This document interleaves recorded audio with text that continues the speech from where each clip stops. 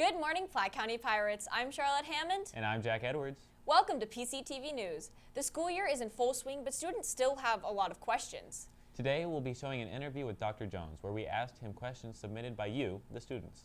But first up, our teacher trivia. Which teacher had a pet fox when they were younger? Continue watching to find out later. Now, on to the news. Firstly, for those of you looking to take the ACT, juniors and seniors, there's a new classroom that has lots of resources to help you do your best. Talk to Mrs. Whitmore, Mrs. Asel, Mrs. Rohr, or Miss Vesser to join the classroom. In more exciting news, we are 1 week away from our storybook homecoming.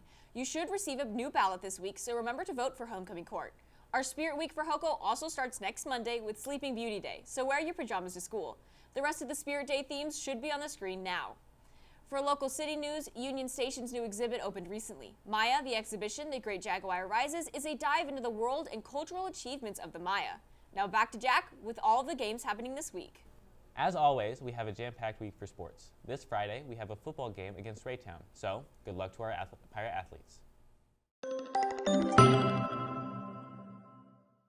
Year 3 is getting off to a great start. First of all, I think people kind of know what to expect from our administrative staff. You know, the first 2 years it was really challenging coming in as a new principal.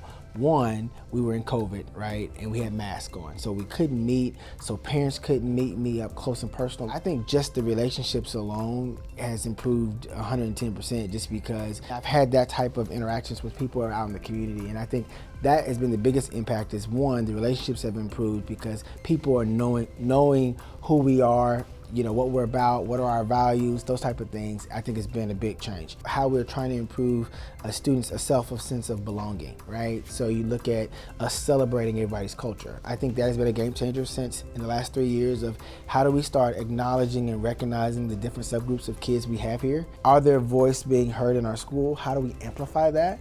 And how do we teach people how to be respectful? Even if I come from a different background, even if I don't agree with your lifestyle or things like that, we all deserve to get a good education. And so we're trying to prepare kids for once they leave Platte County, that they can be able to intermingle with anybody. How can I move in this world and still be respectful and we can agree to disagree? We've done a great job, I think, of celebrating and providing a sense of voice for students. EHA Pass. First of all, EHA has been great. First of all, it is something that's been used in several districts around not just the state of Kansas or Missouri, but all over the world, right? Look at EHA Pass, it's a little more efficient than the system that we had in place before, where beforehand, teachers could not schedule intervention meetings. So like, say you need to make up a test or whatnot. I wouldn't be able to email you or notify you until like the day of, right? Now with EHA Pass, you don't have to be on our server to contact kids. It's a sense of accountability too, right? So example, Keith has been out of his classroom for 20 minutes. Well, did he actually go where he's supposed to go? Did he get there? So it's kind of like that accountability piece and that data that it provides to let us inform parents, like, are your kids going to make up work? How are they spending that time? Those type of things. Not to mention from a safety perspective too, as far as making sure kids are out of the hallways and going where they're supposed to go. My number one responsibility is to make sure all kids are safe. I don't know. No, I don't know. I think it was our time. You know, we're on a rotation every 5 years or however it works like that, where the district is built in a contract with the company that they support. There was time to get new Chromebooks. Right. So yeah, I had a really good conversation with Mr. Middleton, our athletic director, just kind of learned the history of that. And I don't think many people know that originally when we bought those flags for our cheerleaders. So way before this even started, the cheerleaders used to do that. And I think it started to happen, you know, where some of the young men would take those flags during the game because the cheerleaders were like, well, we don't want to carry them or why not. Now, what kind of prompted some of this, and I'll share a little bit of it, is that in the previous years we've had some experiences where some of the young men were running all the way down past the 50, taunting the other school. So it was some inappropriate behavior that kind of prompted of why we probably needed to make that change. We was like, well, let's get back to how this originated, is give it back to our young ladies. And that was something that our athletic director made a decision, and we support that, and so here we are. We don't force any kids to do the pledge. In the classroom, all we ask is that students are quiet and they don't disrupt the other people who are doing the pledge. Kind of same goes for if you are out in the hallway, because normally those kids are late. You're late to school if you're out in the hallway, because the pledge starts after the announcements or whatnot, so they're late. And so when you come in, we just ask that you stop. We're not asking the kids say it or anything like that. It's just a matter of respect. Just like we would in the classroom, it was one of those things where we've kind of been consistent where all we ask you to do is stop.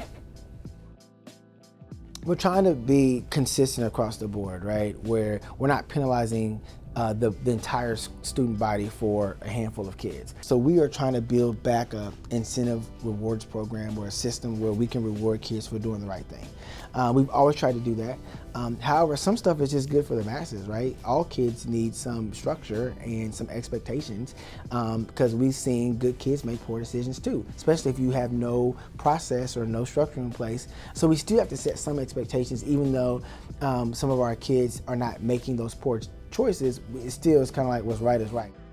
Well, there's two different budgets, right? And so the athletic program has their own budget. I don't touch that, right? And so that budget is approved and acknowledged. They go through a process, and so that's their budget. Just like I have an academic budget. Doing a lot more listening and talking. I think over the last 2 years, people have been told what we want you to do. We've tried to take that back and do a lot more listening around how we can partner.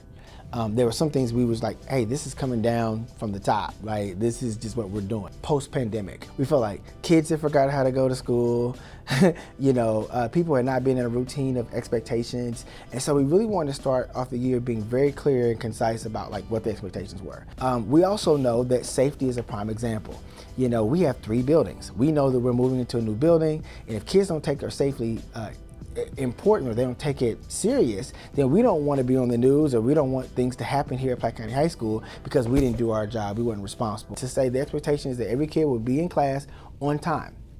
If we're trying to prepare you guys for whatever route you guys go to after high school, we're trying to teach some of those essential skills as well, and teaching the whole child and be more well-rounded in our instructions, can communicate that to parents, staff, and students in our community about what we allow here at Platte County High School.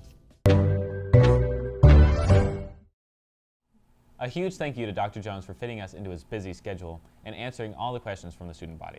We hope that you were able to get some answers to some of your questions, and be on the lookout for future installation of Just Ask Jones. Thank you for watching, and remember, it's always a great day to be a pirate.